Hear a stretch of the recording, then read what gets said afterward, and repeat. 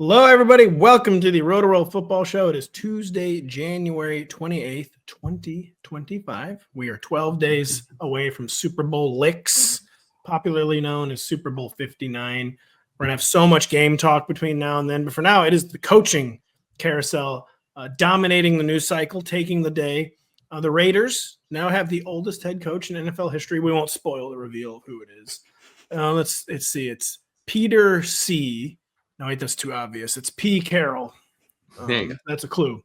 That's also an old Simpsons joke. We'll talk about Peter Carroll to the Las Vegas Raiders. We'll talk about Liam Coen back to the Tampa. Oh, wait, never mind. To the Jacksonville Jaguars and lying about his kid being at the doctor and then having the most swagless introductory press conference ever. No red flags at all already. Piling up for Liam Coen and Jag. I know it's already over. I mean, it's over, man. Trevor Lawrence is just like already shaking. Well, like I will hopefully be a good announcer. Robert Salah, LinkedIn. What is he up to? So I'm glad that got Denny. So we'll talk about the new head coaches. We'll talk about the Lions, a new offensive coordinator. The Bears also have a new offensive coordinator. We weren't really going to talk about the ones since that's Ben Johnson, but lots of Ben Johnson adjacent activity. The Seahawks, talk about someone who did nothing wrong. Klint Kubiak, Saints offensive coordinator, and now it's the former Saints offensive coordinator. Now the same gig in Seattle. Joe Brady remaining with the Bills. Did he do nothing wrong? Denny and I, we genuinely weren't sure. We tackled the question, did Bobby Slowik do nothing wrong last week? Then the Texans answered 1 hour later, yes. Yeah, they did. So we're talking about that, all the coaching changes. But first, we have to start. There's a rift that has opened up in NFL media. One of our own is under attack. We won't need to name names, but he's like us. He's like a fellow poster. He's a fellow writer. We didn't play the game. This is making lots of people very angry for a take that Josh Allen, instead of the frankly, what should have been a completed Hail Mary to Dalton Kincaid, should have checked down to Khalil Shakir. It's a very good analyst who posted this. He, of course, is direly, desperately, horrifically wrong. All three of us agree with that take, though, right, Denny? You definitely don't think it was at all physically even possible, geometrically possible, for Josh Allen to complete a pass to Khalil Shakir there, do you?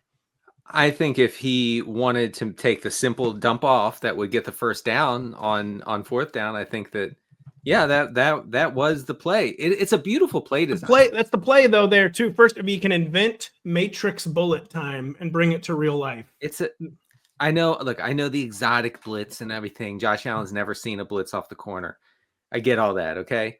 But, they brought Khalil Shakir, for those who don't remember this play. It's the last play of the game for the Bills in a what looked like an orbit motion, but then he spun around and went back. It's like a fake orbit motion. I forget the exact terminology, but it's a play I've seen used in the Bills offense, in the Dolphins offense. It never works, by the way. So many teams use it now. It's one of the ultimate "it never works" shanty plays. No. I'm pretty sure it still works. My vibe is it still works, but I think it's a wonderfully inventive way to get a guy open in space, a fast guy like get him open 5 yards behind the line of scrimmage with 3 DBs at the first down marker. That's a great way to set that play.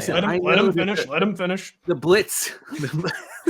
For the listeners, I'm frothing at the I know mouth. Kyle and I are both kind of being held back by our dog owners. Like, down. Now, guys, you know that I have the ultimate respect for Josh Allen, and you know that I would never say that Josh Allen is overrated.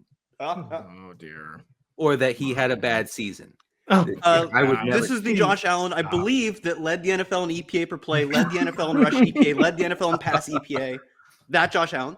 But not the defensive lineman, that is. Just making that clear to the listener. The wrong call on that play. Just dump it up. And Kyle says, okay, he would have easily been tackled. It would have been a one-on-one, which, okay, that might not go Shakir's way. There was that. Yeah, Khalil Shakir one-on-one, game on the line. Love that play call. I think he easily gets the first down.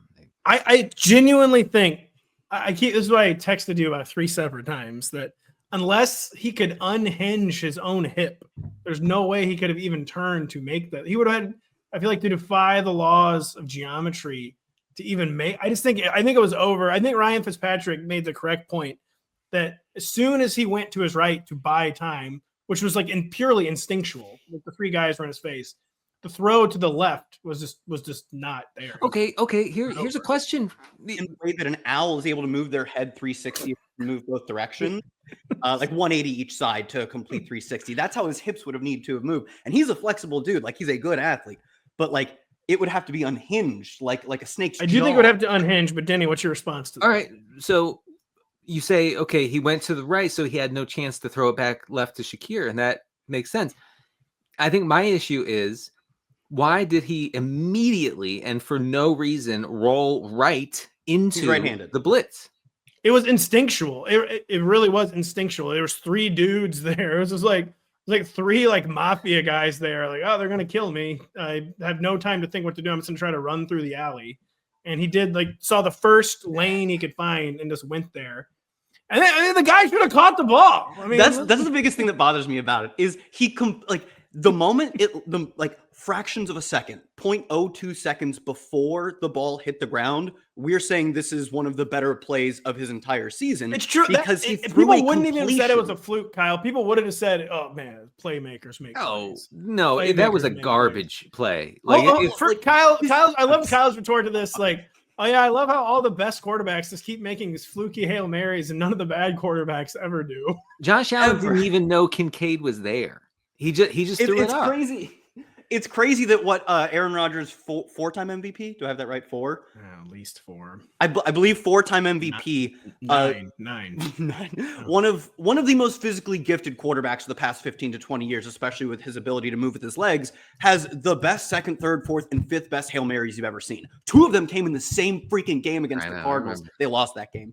But like, it's crazy that one of the best and most gifted quarterbacks ever has all of the best Hail Marys. But let's just throw okay, that's a fluke. All of his are a fluke, clearly. Mahomes has the next best, incredible plays that no one ever completes. Third, fourth, fifth, sixth, seventh, all of them. The best throw of my lifetime, I think, is the either Darryl or Damian doink off of his face in the Bucs Super Bowl that they lost. Yeah. That's I think the best throw ever. Oh, how quickly you forget about Anthony Richardson's one good pass from 2020. Dude, that's an awesome one, to be honest. That was the best one ever. The body horizontality of Mahomes on that throw, I think, is what makes it, honestly, one of the, if not the best throws I've ever seen. It's crazy that it originated from the hands of the best quarterback I've ever seen. I do not buy in the slightest that it was a fluke that Josh Allen made a good throw. Time out. In the slightest is a bit strong. It was definitely kind of a fluke. But the thing is, I think that Shakir, it would have been as much under duress. And this is where I think your point is correct, Kyle. That even if he completed it to Shakir, I don't think the first down was happening. So it would have been like a dead dub.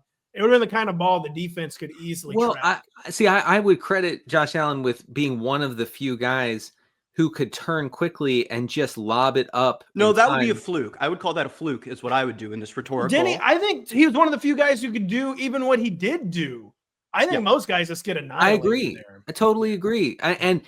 You know what it's like? It's like a guy saving a basketball player saving the ball from going out of bounds, but really having no time to turn around to find out where his guys are. And he just wants to give his guys a chance, right? So he throws it behind him, kind of high, just allows time to coalesce around the ball and go get it. So that is, to be clear though, that is what he did. That's what he did. But to say that he knew that Dalton Kincaid was right there. Yeah. That's where Kyle loses me. I didn't think he knew Kincaid was there. I'm saying it's not a fluke that great players make great plays. All right. Anyways, though, we'll keep texting about this. Yeah, we have to move. We have a lot to talk about. We didn't even get to the tweet out of San Francisco where I don't know, man. Look it up. Look up Google Brock Purdy tweet. Real parentheses real. Brock Purdy real. Brock Purdy tweet real. You know what else is real?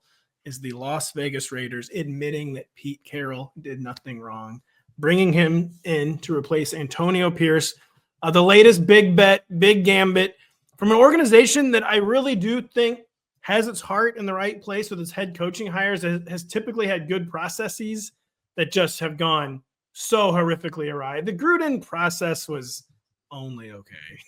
But the McDaniels process. The McDaniels process was good. He was the most sought after assistant for like 2 decades in the NFL. Sure, except for everyone should have known he'd immediately bomb and was not. Man, I can't even say what I want to say. But I think the Raiders have had their heart mostly in the good place and in the right place. But Pete Carroll, oldest coach in NFL history when he takes the sideline next year. It's a risk from that perspective. Denny, it's a risk from that he hasn't won more than 9 games since 2020. He's had only 1 losing season since 2011, though. Mm-hmm. We, of course, saw that for all these years we thought he was holding Russell Wilson back, but that it actually was a little more complicated than that. He's clearly one of the best leaders ever. He's one of the best football coaches ever in American history. Like, proved it for a decade plus in college, a decade plus in the NFL. But Denny, what do you think about him getting into like the snake's pit that is the AFC West without a quarterback, all that? Seems kind of set up to fail.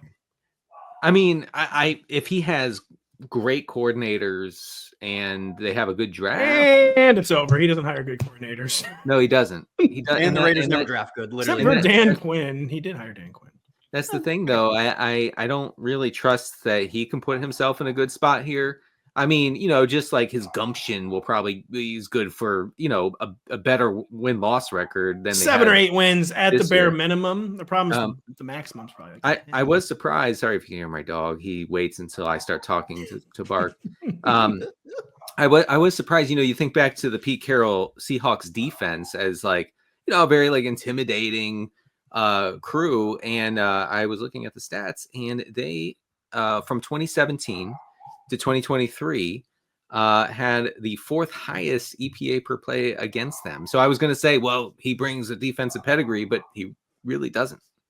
Well, I don't know. That was a tough transition. They had lost like 3 or 4 Hall of Famers. Yeah, I was going to say the Legion of Boom aged out, and they did not. I mean, they ran good to draft, like, as Pat points out, like Hall of Fame caliber corners and safeties in like a stretch of years. And Bobby Wagner was there too. Like, yes, Bobby Wagner was there. Yeah. And then they ran pretty cold where they just couldn't quite hit at that same clip of incredible defender after incredible defender, not like all 1st round picks too. It was like they were hitting deep into the draft.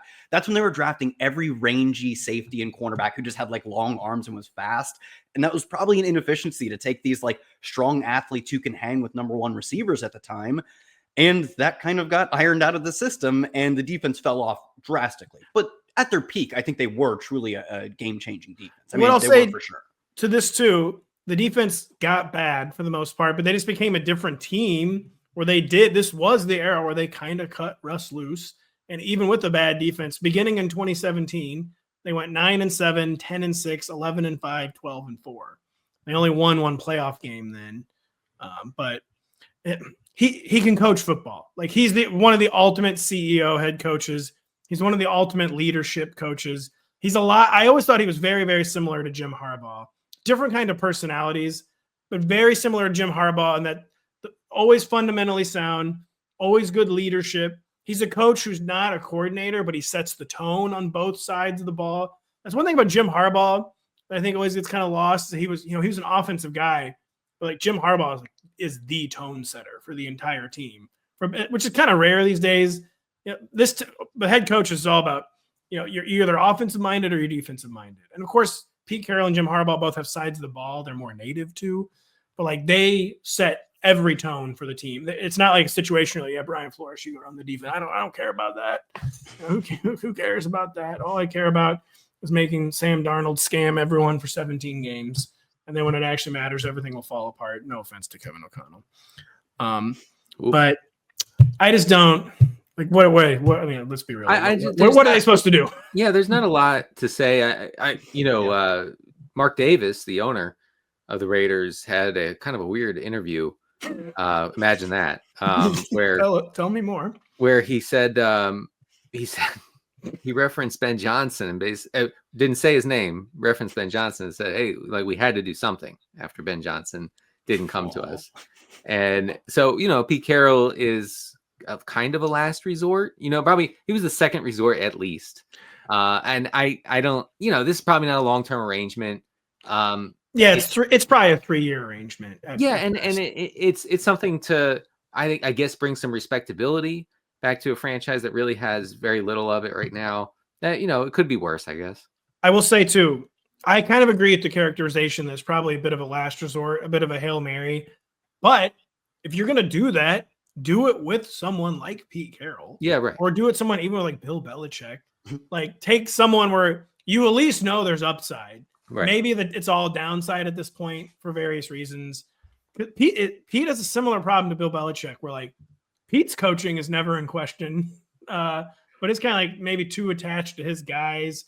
Pete went outside the organization fairly often for assistance, though. Maybe he was just running cold. I don't know. But it is a Hail Mary. But if you're going to throw a Hail Mary, it should maybe be one of the greatest coaches in the history of our fine country. That's what I'll say. Any final thoughts? Man, who's playing quarterback? I mean, that's a problem. I mean, Pat, to your point, you got exasperated at the end of the first monologue. It's like, what is he going to do? I totally agree that like he is a coach who they will show up prepared for every game. The problem is they have the talent to get killed every game. And there's just not much you can do to rectify that. And it's especially interesting because it is almost certainly just given his age, like a relatively short-term hire. He's not sticking around for the 10-year legacy as a Las Vegas Raiders head coach. No. It's a relatively short-term hire for a team that is not built to win in anything resembling the short term. They are just so talent deficient that they probably are on a 3 or 4 year horizon, especially since this year they're either not getting a quarterback early in the draft or they're getting one because the teams ahead of them chose to pass on them. So they're at stage 0 of the rebuild, which is a really weird fit for Carroll, who is totally an incredibly good coach, proven at different levels too. Maybe the charitable interpretation there, because you just made a lot of good points. They're not going to win. Like this, there will not be a Super Bowl title here. Everyone knows that. Yeah. So maybe the charitable interpretation is that it's finally about like professionalizing this organization and at least like setting it up for future success. I mean, I'm really reaching here, but it could be about seriously just finally bringing some sense of stability to the Las Vegas Raiders. It's a stabilizing force. I mean, the Antonio Pierce thing was a disaster.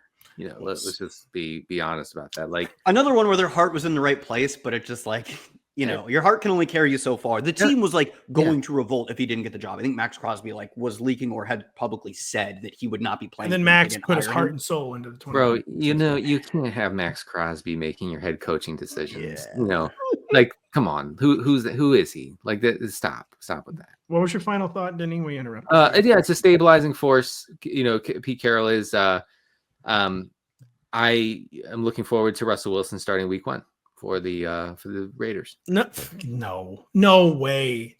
Come on, you just try to slip that. It's time to move on, and you just try to slip that in there. I have Pete Carroll is so diplomatic. Pete Carroll basically, like, he comes basically when it was Russell Wilson was coming up near the end. Seemed like it was taking all of his energy to not say like I want to kill him. And like he was miserable. Yeah, he was so miserable. You know that's not. I think there's some writing on out there that has said that they have sort of mended the bridge, though, that they are on much better terms than they were when he left, which totally was very bad terms. What if it's Kirk Cousins, man? Oh, what if bleak stuff? Well, who else could it even be? Man, there's no one. I mean, it could be Darnold. Darnold's going to be the hot name ticket on, you know, if it's the big ticket on free agency. Listen, I don't know, like maybe we'll get some reports that like Cousins wasn't right physically and now he is going into next season, whatever. Now he is. Look, guys, if it's Cousins, I can buy into Bowers as a first round pick. I haven't looked into this yet, really. What if it's Geno? Because I get the feeling the Seahawks would be prepared to move on from that. I think I've seen this one floated out. I think the problem is that the Seahawks do not have any sort of a backup plan to Geno, right? Yeah. It's they don't, but they just seem a little over that. You know, they started constricting him as the year went on last year. You know, they fired kind of like their last ditch offensive coordinator, Denny. The Geno thing, they have to keep him if their other option is Sam Howell. Like, it's not Sam Howell. I mean, what is it? What would it be though? Sam Darnold, second round draft pick. Yeah. Okay. All right. Second round draft pick. Brady Cook from Mizzou in the 7th round comes in, shocks the world. I don't know about that. It would be shocking. Look, I can tell you if that guy tried to play in the NFL, it would be shocking. It would be very, very shocking if you ever made a 53. Oh man, you know what? The Raiders are going to draft Milroe, aren't they? I feel like he's like a fit. That seems like a very Pete Carroll play. Yeah. That's actually a really good point. Small-handed Milroe, that's what they're calling Oh him. my God. Please stop. It's true. Please stop. Yeah, as Senior Bowl stuff, right? He got the small hands. Too small. Please. What, Zach Wilson? He's been rehabilitated yet? Bleak. This is getting more and more bleak by the minute. All right, it's time to move on. Okay. Speaking of bleak, was Liam Coen's introductory press conference. Man, the dog levels, you got to get those up. I would work on like barking lessons with Liam Coen. Get him more like psyched up. Do my DMX barking impression. I really want to cut loose. I've heard you do that. I'm not going to do it right now though. The dog levels could be higher for Liam. Here, okay, listen, I'm sorry to already go instantly negative on Liam Coen, but no, it's fine. You've earned it. A lot of red flags. Genuinely, like, listen, I know it's like a den of thieves in the NFL. The way he handled that, not seen better. It was bad. Seen a lot better. It was about as bad as it gets. I feel a little surprised, like a little bit like I'm taking crazy pills. That like no one is mentioning. It's like no one's even considering the possibility that Dave Canales and Liam Coen are just maybe Baker Mayfield creations. Like, I know it's a little hard to wrap your mind around because he was so not good for 2 or 3 years. Yeah. But yeah, let's see here. Why do Bucs offensive coordinators keep getting head coaching jobs? Surely it couldn't be the quarterback. I'm throwing for 40 touchdowns. Yeah. Taking them to the playoffs and winning a game. Last year, they didn't win a game this year, I guess. But it's a little flimsy resume. So, too, it was not just what he did to the Buccaneers. He also did he already had one of the weirdest coaching things ever, where he left Kentucky and went to the Rams for 1 year and then left and went back. Got relegated. They pulled him up and then he got relegated. It was this. The guy's got some issues, I feel like. Yeah. So, by the way, shout out to the random person online who told me when I posted about Coen staying with Tampa with a monster contract that would make him one of the highest paid coordinators in the entire league. This person came into my mentions and said, it doesn't mean anything. He's still going to be the Jaguars coach. And I said, what do you mean? What are you talking about? Like, I feel like, was that Liam Coen? I was about to say, who is at CM Lowen? Was that kind of suspicious username? Did I get a burner, like Cohen's burner in my mentions telling me that doesn't mean anything? Because I thought when the Bucs said we have signed Coen to a long-term extension, I thought that meant something. Well, it doesn't. They are right in that in the NFL, it does not matter. If you get a promotion, they cannot block ladder climbing.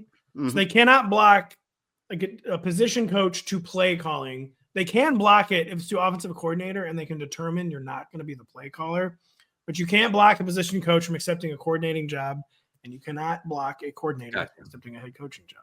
I forgot about that. But they even made it, the reporters even made it a point to note that they did not have the like coach in waiting stipulation in Liam Coen's contract. Like, I wonder if they kind of knew that the contract was the Bucs' way of trying to reel him back in. They're like, he's still going to try and escape. So continue, Denny. No, it's a weird thing. And then he goes in his press conference and they ask him to do the Duval thing, which, you know, I mean, okay, what is it? 2014. Like, can we not? And he's like, he's like Duval or what? Yeah, Duval. I mean, it was much better. Second try was eerily similar. Yeah, horrific. And then he tried to do it again with a selfie video with people behind him. The second Duval was placed onto the internet. A second Duval hit, and it was terrible. This guy's got to stop. He was not hired to be a leader of men. I don't think he was. No. This guy's there to do one thing. That's call the plays. I think he was hired to make Trevor Lawrence not disastrous. He was. Someone else is handling all that stuff. I have some numbers on that. If you don't, please do, because this is what it's all. The Jags, to their credit, understood the assignment, saved Trevor Lawrence. Even say to their credit, it took them a long time to get there. Like, are you absolutely positively sure you don't want Trent Baalke as your GM? Like, Ben Johnson, like, just doesn't. You need to say it to his face, Liam. You have to be the one to tell him. Liam, they wait 4 days for Ben Johnson to respond to the text, and then they see his Bears introductory press conference. Like, I guess he's not responding to the Baalke. I guess he's not responding to that one. Yeah. So Coen actually said during that introductory press conference that this would be all about, quote, all about Trevor Lawrence. So we know why this hire was made specifically. You love to hear that if you're Trevor, by the way. Yeah, man, that's tough. Talk about the run game more, Liam. Tell me how much support I'm going to get from the run. So you look at Baker Mayfield under Coen. He averaged 13 pass attempts per game between 0 and 9 yards. Trevor Lawrence averaged 9. Now, doesn't seem like a huge difference, but over the course of a season, it is a huge difference. Lawrence was 32nd in accuracy on those short area throws, 40th in adjusted yards per attempt out of 45 qualifying quarterbacks. 32 teams. Baker Mayfield was top 10 in both those categories on short throws. I'm guessing that has a lot to do with design, because I'm not looking at Baker Mayfield and say this guy's a generational short area passer. I think that he benefited from the design. And I know we've sat here and we trash Coen. I do think he can make life easier for Trevor Lawrence for fantasy purposes. I think that's probably good. I just feel like Baker's gets no credit at all. Really? Yeah, I mean, who's crediting Baker? It is the classic people. It's like talk about him like he's not even there. Like someone is doing these plays, and Dave Canales is the classic. As soon as he left, everyone's like, "Oh, the Baker thing's over," and it turns out it was just getting started. Yeah, I don't know. No, I can see that. Baker, one thing Baker does better than Trevor Lawrence is avoid sacks. I was looking into those numbers. I don't know if it's just mobility or dog levels or what, but dog levels for sure. Yeah, but Lawrence is not. I also think the quick passing game that they developed, which is, I mean, truly they had one of the shortest, quickest passing games in the NFL. It was really successful. It's not a knock against it. It was a great way to alleviate pressure. The Bucs had the lowest pressure rate in the NFL. They had the lowest quick pressure rate in the NFL because they were moving station to station extremely quickly. And Baker was really good at operating that offense, which, to Pat's point, to Baker's credit, I would not have really described him as like the quick station to station. I can run the system to its peak heading into, like, obviously we saw him run the system well last year, but they played a very different style of football this year, and he adapted perfectly. So what? It was very different, Kyle. That's an interesting data point, that it wasn't just like a continuation of the Dave Canales approach. I mean, I guess I knew that, but I wasn't sure what was borne out in the data. And I don't. Baker Mayfield seems pretty good. So he's good. Yeah, he's good. Denny said he's not generational. Curious. Heisman Trophy winner, number 1 overall pick. Beat the Eagles, was instantly better than Tom Brady when Tom Brady retired, and he's not generational. Curious. All right, you make a good point for Baker Mayfield being better than Tom Brady. Baker, listen, Tom's getting better on the mic a little bit. Baker will be so much better than Tom on the mic. Can you at least give him that one? I will give him. They won't let him on though. He's too fun. He's just gonna have a great podcast. I mean, no. He'll be on. He's not. Brady sounds like artificial intelligence. I'm guessing Baker Mayfield will be better than that. AI could never recreate what Baker will give you. I promise you that. No. The guy's too fun. It's a good time to take a break. We'll be right back after this. The Wolves look to stay out of the relegation zone this weekend when they host Ollie Watkins and Aston Villa. Catch the matchup at 12:30 p.m. Eastern this Saturday, only on NBC and Peacock. So, do you know that Wolverhampton? So they're called Wolverhampton, the town in England, old England town. They're the Wolverhampton Wolves, and they do just refer to them kind of like the Eagles, the band, where I think they just call them Wolves and not the. Didn't I used to drive you crazy about the Eagles. They're technically just Eagles is the band name. There's not a the. Did you know this? Oh yeah. Denny or Kyle would have never heard of the Eagles. I would never be like. Go ahead. I would have also called them the Eagles, 100%. Well, that's because you have to call them the Eagles. Like, it's impossible to not have. That's why it's so dumb. Like, I'm sorry, you can stylize your name as the Eagles. Like, you're not fooling anyone without the. I've always been very picky about that. Yeah. So you just say Eagles? Pat, you listening to Eagles? Come on. Well, I mean, I will kind of craft the sentence around the weirdness of the name. So you'd be like, that's good. You love when you have to craft the sentence around the band's name. You listen to that Eagles song? Denny, you're working it. What's your favorite Eagles song, real quick? Denny, go. Wow. The highway one. What is it? Wait. We have a lot about the highway. feels it. You don't mean Hotel California, right? No, In no, the no. fast lane you're talking about? Fast lane. Yeah, it's very 80s of them. So it's either peaceful, easy feeling for me, or for me, I love The Long Road. I think people hated that album. I know. I love the song. I like fast The lane. Long Run, excuse me, not The Long Road. The Long Run. Kyle, you should Google the Eagles. They're both amazing and awful. Well, I know Hotel California, and looking at their discography, I also know One of These Nights. That would be, I like that one more than Hotel Oh, I California. love One of These Nights. That's a good one. One of These Nights is good. The Eagles are one of the most popular American musical acts in history. They're also extremely loathed for being like the absolute apex of corporate rock. Yeah, sure. That checks out. I mean, they knew what people liked. You know, sorry if you're triggered.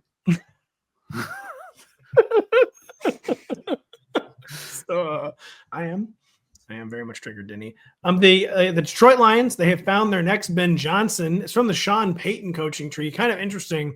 This is a situation, excuse me, where I thought they would probably stay in house.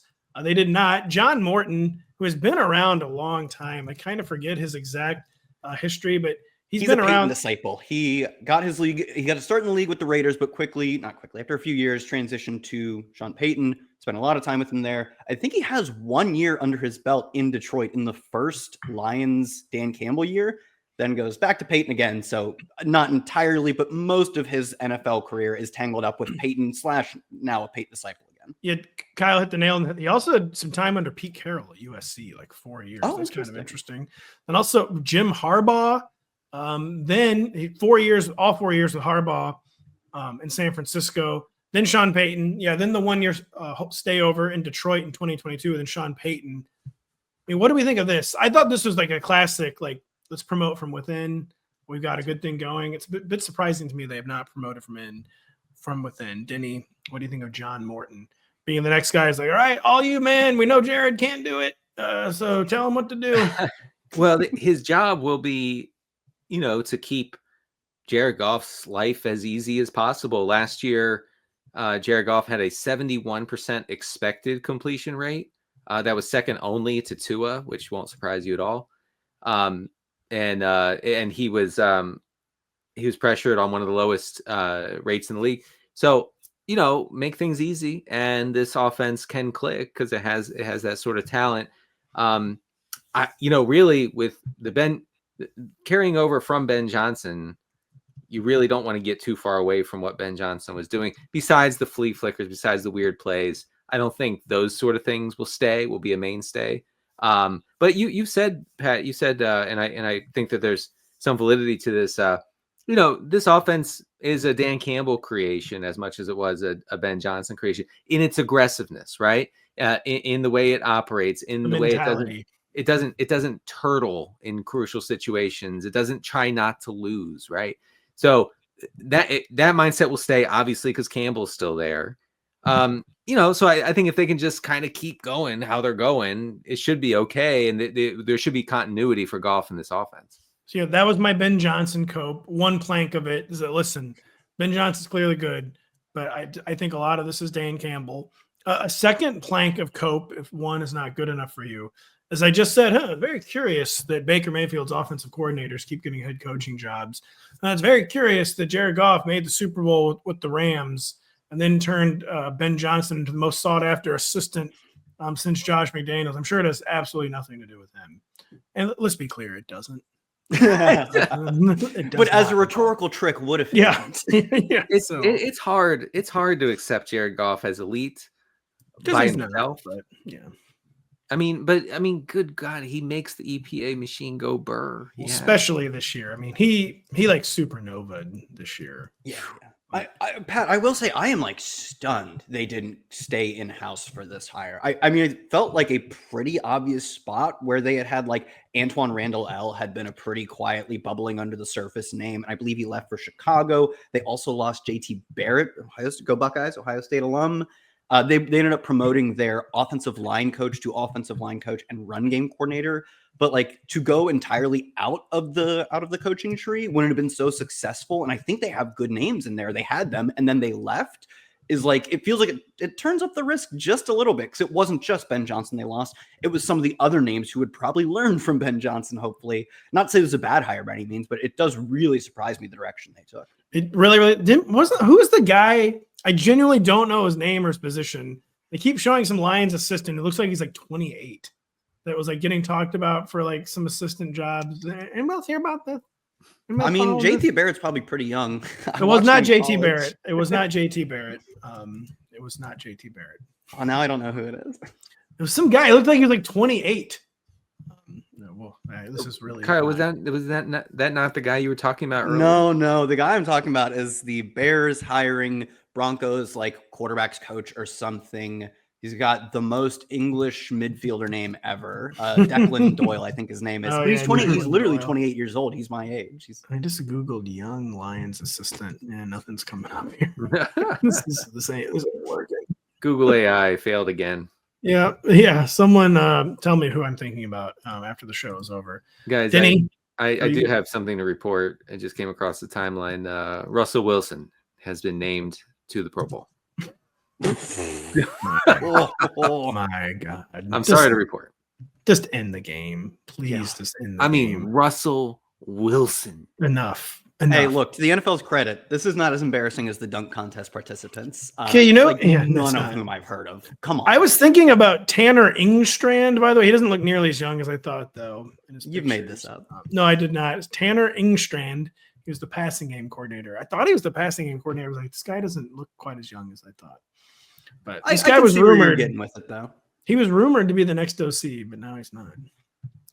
And supposedly has a shot at being the next Jets OC. Exactly. That's why he was in the mix. That's why I was shocked that he did not get the job. Man, no love lost between these Lions ex-coordinators rating the coaching staff. Yeah. It's a little bit in poor taste. But you know what else? The body's still warm, man. You don't have to take everybody yet. You know what else was in poor taste, Denny? Is when the Saints stopped trying after 2 games this year. And Klint Kubiak did nothing wrong. Listen, we thought Ryan Grubb was going to do nothing wrong, but he wasn't very good. He was bad for the Seahawks. Well, I don't know. He was not working with maybe a full deck. But Klint Kubiak getting another chance in Seattle to, I guess, not fix Geno Smith. Is it Geno Smith for one? What are we going to see? What do you think of Klint Kubiak to the Seahawks, Denny? If he does the cool stuff again, then, that would be cool. Like, we talked about on the show throughout September, really, that the Saints were using play action at a high rate, pre-snap motion at a high rate. They were being very quarterback aggressive. Rollouts, Denny, I think was the one thing we couldn't think of the other day. You're right, and they were being very aggressive on early downs as far as passing goes. The thing is, you don't only do that when you're ahead. Like, you can still do that. You should continue to do that when you are trailing. It's what the Lions did back before they were juggernauts. They kept doing this stuff even though they were trailing, and there was some question like, why are they using play action? They're down by 13 in the third quarter, but it works. That's why the reason is it works. So if he commits to that, I think it can be okay. It's got to be better. It's got to be better than Grubb. I will say. What happened to Grubb, man? What happened there? I think he just tried to translate the Washington Huskies thing directly, just copy and paste into the NFL. And turns out that doesn't work. We've seen that with college coaches before. Like, that's, not exactly new, but it failed spectacularly. And I think what you saw last year with Grubb is, or with the Seahawks, is a flailing around for an identity. They tried to start out ultra giga pass heavy. Okay. The Zoomers were loving it. And then they abandoned it. They pulled the plug as soon as it didn't work. And I guess there's some, reason to do that. Geno Smith's your quarterback, whatever. I'm sorry to the Geno call, by the way, but come on, let's just be real. And so they pulled the plug. Then they became run heavy, and then they became neutral, and they kind of lean back to the pass. So they have to identify. They have to establish some sort of identity going into 2025. It was weird. You totally hit the nail on the head. It's like, okay, what are they doing this week? I feel like every week on the show, it's like, all right, what's the latest scam they're trying? Who knew? I'm like, and maybe it's partly a Geno problem. I think the big disconnect with Geno is that he's good enough. And he's good like most of the time. He makes like totally sick throws, but like he's good enough to not be bad. He's not good enough to actually be good. And so I feel like a lot of times he like tricks people. Yeah. Like analysts and coaches are like, oh yeah, we can do this insane aerial attack with Geno Smith. And then he just goes out and is Geno Smith. And it's kind of like, all right, that seemed cooler. Yeah. Practice. I remember watching Seahawks games this past year, and the announcers, he would make a throw or two every game where the announcers would be like, I didn't know he could do that. That was pretty cool. And you know, I remember there were reports in training camp where it was like, whoa, Geno is on one. Like he's just crushing the defense, like throwing unbelievable throws. But then he throws these inexplicable throws that just ruin everything. Yeah. You can see Ryan Grubb after the games. Like it's Monday morning. He got up early to watch film. He's like, I don't know what happened. This works against the practice squad on every Wednesday. Speaking of college coaches, have you caught when Chip Kelly? Yeah. He gets one national title. Next thing you know, he's trying to come back and be an offensive coordinator in the NFL, maybe. No, do not let him. Keep him there. Chain him to whatever our stadium's called, the big Buckeye Stadium. The shoe. Yeah, the horseshoe. Chain him to the shoe. Don't let him leave. Love that guy. Also, not entirely sure his stuff translates, as we just talked about. And also, the second they lose one game, Kyle will be leaking their address on a social media platform known as X. Whatever the address of the shoe is, because again, he is chained there. It's not allowed to leave the shoe. So yeah, rumored to the Jaguars or the Texans. That would be interesting. We have a few more interesting things to talk about when we come right back after this. Watch the biggest names in sports talk, including Mike Florio, Dan Patrick, Dan Lebitard, and Matthew Berry, as they cover the biggest moments on and off the field each weekday on the NBC Sports Now channel. It is now available on Peacock and free on most streaming platforms. Learn more at NBCSports.com/now. And now we talk about Joe Brady, who called the orbit play or whatever. Seems fine. Although Denny, I feel like he defends Joe Brady. Then he says that Josh Allen's overrated.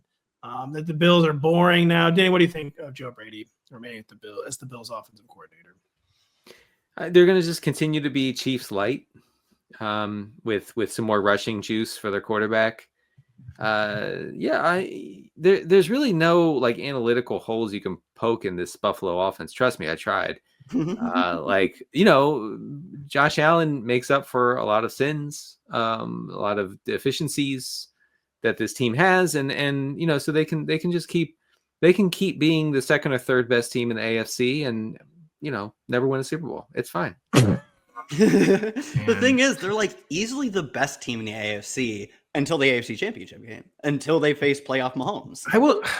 Okay, to your guys' points. I mean, no one ever really wants to hear this, and it is reactionary type analysis. I'll admit that I engage in sometimes with the Bills on this, but so I posted my kind of eternal take. Like, listen, Sean McDermott's clearly a good coach. There's a real risk you could downgrade from him. Like, why would you not give someone else a crack at this? And I got way more pushback than I was expecting on that. But it's like, I don't know, like, okay, you're 0-4. Maybe someone else should get a crack at it. I don't even know what else to say. Like, he's not figuring. And this game was maybe the most dispiriting of all, because it was a classic. Again, it didn't feel like at any point the Bills are going to win. It didn't seem like they had any new ideas for how to pull this off. And what was the Bills' plan? Like, seriously, it didn't seem like they had any fresh ideas for like this most like intractable, monumental challenge they have been facing for the entirety of this era. They did get really run heavy at some point in that game. I think they ran like 8 of 10 plays were running plays. That's not typically how they've approached the Chiefs. So maybe they were kind of toying with that. But we said on Sunday night show,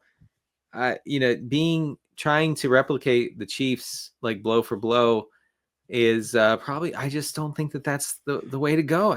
Obviously it's not. I think part of the thing with that is it's not that they're trying to replicate the Chiefs. Every defense they face treats them like the Chiefs, in that if we give you an ounce of explosive ability, Mahomes will take that. Like the reason Mahomes, like Pat said, Mahomes doesn't want to throw these 3-yard checkdowns.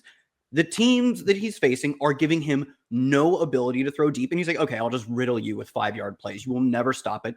And to this point, no one has figured out how to stop that. And I do think they're getting a similar interaction of the Bills like that. And they also have the same problem of they don't have a guy who can win deep either. But I do think defenses are telling us, like, we'd rather have you beat us, prove you can win 6 yards at a time. And of course, Josh Allen can win 6 yards at a time, but defenses are playing these two guys very similarly in that they just do not want to lose to the big play, which both quarterbacks are elite at producing. So I think that's part of it, is the league is trending toward facing these two specific teams, the two best quarterbacks in the NFL, in very similar ways. Well, Mahomes was good at those explosive plays. But he's he not will be again too. This if they ever adjusted to cut out the short stuff, he'd be like, "Oh hell yeah!" Well, I mean, this idea that like he can't go deep, he can. You always can. Like that's the way to beat two high safeties is to simply throw it at the two high safeties and beat them. We see this from a guy like Anthony Richardson, who obviously didn't have a great famously season. Successful Anthony Richardson, incredibly And successful. he's right. What? They're safeties for a reason. They're not corners. They're safeties. He ripped them. He ripped balls into two high safety coverage, and Alec Pierce came down with a few. The fact that the Chiefs don't have any good receivers, that may be an issue here. Who is getting T. Higgins and who's getting Devontae Adams? Because they're going to these two the Steelers. Art Rooney came out, I think, yesterday and said, like, we're going to be very active in wide receiver free agency. So, I bet you will, Art. Yeah, sure. It's not the Steelers' way, certainly, but I think that this team is scarred from not having anybody besides Pickens. So I would say Godwin or Higgins lands in Pittsburgh, and it's a horrible fit. Yes, Commies get Higgins. Yeah. Commies get Higgins. And what the hell? Go back to Green Bay, Devontae. Like, what a good story. Oh, please. That actually could happen. It could happen. It's not unrealistic, I don't think. Devontae has to go to the Chiefs or the Bills. Has to. This has to happen. This has to happen. Yeah, the thing is, the Chiefs are going to be like, oh, what? You want us to spend more than a nickel on our wide receivers? What use of that? We'll just win another Super Bowl anyway. I think they're going to do it finally. They kind of tried last year. They are trying. I mean, I'm not giving them credit for they are actively trying. Slowik out. So, yeah, Kyle, Denny and I talked about this last week. What was your final word on the Bobby Slowik experience in Houston? People, longtime listeners of the show, may remember me from such condemnations as Bobby Slowik every single week. I've long been a Slowik hater, and at the very end of the year, it's like, I don't know, was he just trying to protect CJ Stroud all along, and like CJ Stroud was giving him really no choice? But it does not seem like the team shares that assessment. What do you think, Kyle? I think part of your point might be the team thought he did an okay job, but okay just doesn't cut it. And you can't get rid of the quarterback. You can't just say, oh, well, we'll just have a good offensive line next year, right? The one thing that is not constrained by your cap, that is not constrained by the contracts you have in your roster, as long as your ownership is willing to eat it, fire the offensive coordinator and try someone else. It's like the least restrictive item that they can change. Because obviously, even if they choose to invest in offensive line, that means they're choosing not to invest on the defensive side of the ball or on wide receivers, of which Tank Dell has a lengthy recovery ahead of him, and Stephon Diggs is free agent. So they probably do need to invest there. So it's kind of the one thing you don't really have a big barrier against changing. I thought he was fine. Like, I do think he did a lot of stuff well on the opening 2 drives, like the quote scripted drives, which this isn't probably true for every team. Like DJ Moore famously was like, we don't do scripted drives around here. Shane Waldron's never heard of that. But for most colloquially, 2 drives is considered the scripted drives. They were 9th in EPA per play, despite being a really bad team on the whole in EPA. Like, when you gave Bobby Slowik a chance to call his stuff, it was really good. And then when you look at their ability to get to the first read, they got to their first read at a slightly above average rate, despite generally trying to push the ball downfield. Some of the scheme stuff he did was really good.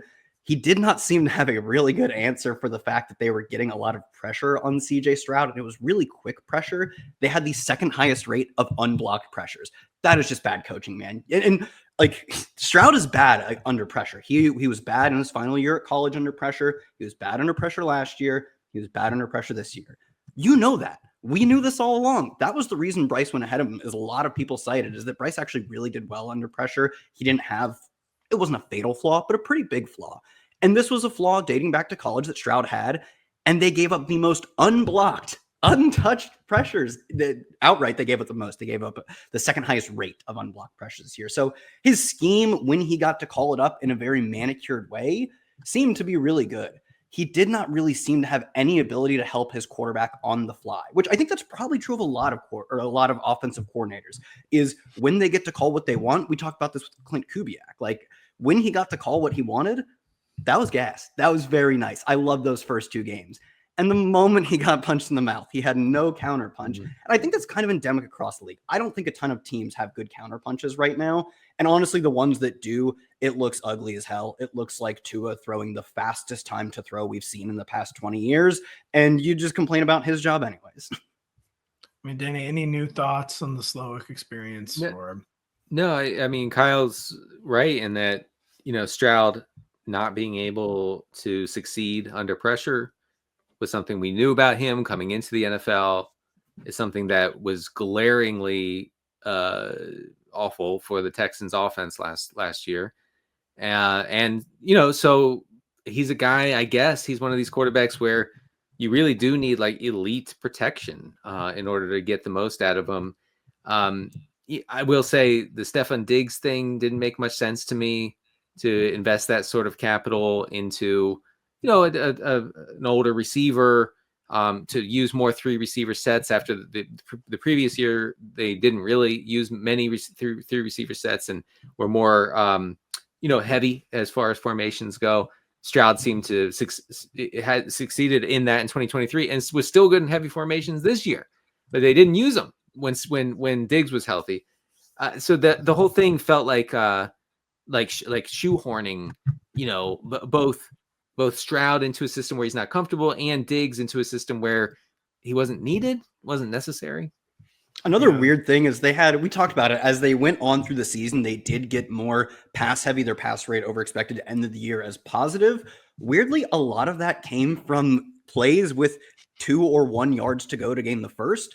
Very stereotypically run plays in which they had a positive EPA on these plays, but it would be 3rd and 2, 2nd and 1, and they were passing the football, and they were not good at passing the football in these situations. They also did pass a lot in other situations. They passed a lot on 1st and 10, which is when you want to be doing it. But they had these like weird quirks where Stroud wasn't pressured at the insane high rates that you would expect, but it was a lot of quick pressure. It was a lot of unblocked pressure. They weren't the run heaviest team in the NFL, far from it. Positive pass rate over expected. They were passing on 3rd and 1, 2nd and 2 for weird reasons. So I think there's a lot of stuff that Slowik could have adapted from his calling repertoire that he just didn't really seem to have when things broke down. So is Bobby going back to PFF, we think? What do we think here? Dude, I mean, he could get a good podcast deal. I promise you, former offensive coordinator with the PFF chops. Underdogs dreaming.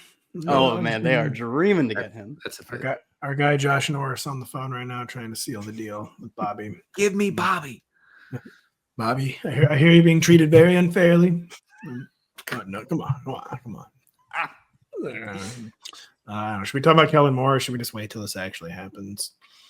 I think wait till it happens. Yeah, because he's going to get hired by the Saints, but they can't announce it till after the Super Bowl. That's my read, at least. He's so young. It's crazy. I had no idea. He's so young, and he's not remotely good. I think he's had like 4 top 10 offenses in 6 years or something like that. This is another thing. The Eagles don't even have – the Eagles offensive coordinator should be like on a video game where they can't get the rights to use the guy. It should just be called Eagles OC. I like this. I totally agree. So clearly like a franchise thing. Yeah, you call Eagles ball. Like that's what you do. You call the brand of ball that you are assigned to. Why was Kellen so bad with the Chargers last year? That was Herbert, man. Is Herbert never going to beat the allegations? I don't know, man. It's tough too when you're playing in the same division as Patrick Mahomes, and the one of the greatest coaches of all time is easily the worst coach in your division, Pete Carroll. Now, why does everyone keep failing in the Chargers? It makes no sense. They have such a good quarterback. Yeah. I mean, yeah, it's the reverse Baker Mayfield, where all of his OCs keep graduating essentially. And why are you say, Denny? I actually have EPA data from the past 2 seasons combined here, and Chargers ranked 15th. Like right around like Seattle and Washington. So it is. I mean, I think that's what you're probably just going to get. And if the Chargers can get by with a great defense and really good special teams and a solid running game, I think they can get there. I don't think that Herbert is the kind of guy who can do it by himself. I just thought of an absolutely crazy comparison. This might be sacrilegious, but is Justin Herbert souped up Joe Flacco? Sure. Excuse me. That's almost not a compliment, but not a horrific insult. No, it's not a bad insult. I'm gonna have to post this as soon. No, as because I mean, you're talking about an unbelievable arm, like top-notch arm. Can throw it anywhere. At times, a volume merchant too. I believe the like attempts per game career record right now is held by Justin Herbert, and I believe the single season attempts record was held by Flacco for a while. I think Brady eventually took it in Tampa, but I would say as far as arm talent, I think you're onto something. Arm talent too. Like the physical acumen is similar-ish. So he's Joe Flacco's arm talent, but he can actually move. I don't know. He's got a little more mobility than Flacco ever. Yeah, he's Zoomer Flacco. I mean, obviously, there's the head coaching connection as well. What's the head coach? Oh, yeah. Wait, well, no. They have the same last name, actually. It's different Harbaughs. Yeah, it's different Harbaughs, Kyle. All right, that's enough. We'll be back on Thursday where we got stuff to talk about. There's going to be a lot to talk about. We have fourth down decision-making to talk about. We can talk about my article, which is on the site. I think we'll have to get some initial Super Bowl thoughts on Thursday, too, as we get ready to go into licks mode. As Denny and I will be headed down to New Orleans, Louisiana. What? It's Roman numerals. That's what it is. Look, you can't force me to go into licks mode. I'm not going to. Okay. I will go into Super Bowl mode. You're going to 59 mode even? I'll go into Super Bowl 59 mode. Let's do that. All right. So for Denny, I almost said for Denny, I'm Kyle again. You almost did it again. I know. For Denny, for Kyle, I'm Pat. Thank you so much for listening. We'll be back with you on Thursday.